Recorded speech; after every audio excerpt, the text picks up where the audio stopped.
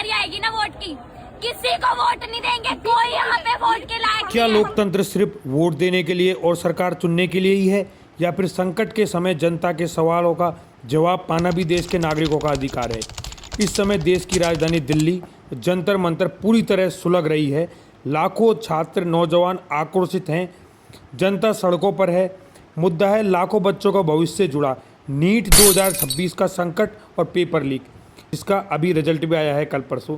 लेकिन सबसे बड़ी बात यह है कि इस सबसे बड़े आक्रोश में देश के सबसे बड़े पद से एक रहस्यामी चुप्पी छाई हुई है। अब आप मुझे कमेंट्स करके बता सकते हैं कि चुप्पी किसकी है। जंतर मंतर से लेकर संसद तक मार्च निकालने की कोशिश कर रहे इन युवाओं की मांग सिर्फ इतनी है कि सरकार सामने आए, संवाद करे और उन्हें भरोसा दिलाए। लेकिन संवाद की जगह इन युवाओं को क्या मिला? पुलिस का बल, बैरिकेड्स और प्रशासनिक सख्ती। आज पूरा इंटरनेट इनकी वायरल तस्वीर है, वायरल वीडियो है, इनसे भरा पड़ा है।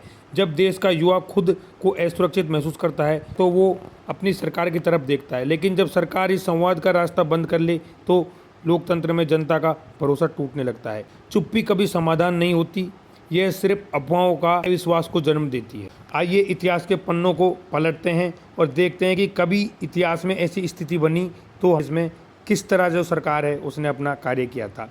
एक दौर था जब पूर्व प्रधानमंत्री डॉक्टर मनमोहन सिंह को उनके मौन रहने के लिए तीखी आलोचना झेलनी पड़ी थी। विपक्ष से लेकर आम जनता तक उनके मौन पर सवाल उठती थी। लेकिन ध्यान देने वाली बात यह है कि उस समय उनकी सरकार गठबंधन की मजबूरियों से बंधी थी। पर मैं आज की बात करूं तो आज की सरकार के पास एक भारी जनादेश है, प्रचंड बहुमत है। जब आपके पास देश की जनता का इतना बड़ा भरोसा है और शक्ति है, आपसे जनता की उम्मीदें भी दोगुनी हो जाती हैं। फिर आज इस भारी जनादेश के बावजूद इतनी जनता के बुनियादी सवालों पर सीधा सवाल क्यों नहीं हो रहा है? यह सवाल किसी एक राजनीतिक पार्टी के समर्थन या विरोध में नहीं है। यह सवाल देश के सबसे बड़े लोकतांत्रिक कार्यालय प्रधानमंत्री कार्यालय पीएमओ की जवाबदेही का है। लोकतंत्र में नेतृत्व का सबसे पहला कर्तव्य होता है अपनी जनता से सीधा संवाद करना।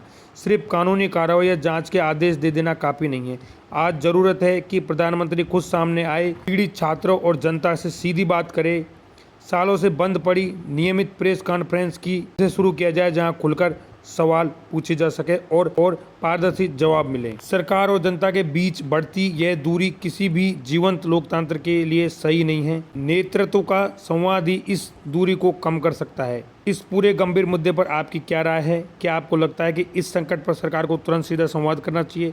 अपनी राय कमेंट बॉक्स में जरूर लिखें। अगर आपको यह विश्लेषण जरूरी लगा हो तो वीडियो को लाइक करें, शेयर करें, देश के हर नागरिक तक इसको पहुंचाएं। इसके लिए शेयर जरूर करें, चैनल को सब्सक्राइब करना ना भूलें। जय हिंद। मैं हूं जर्नलिस्ट अरुण, जन उड़ान, जयपुर।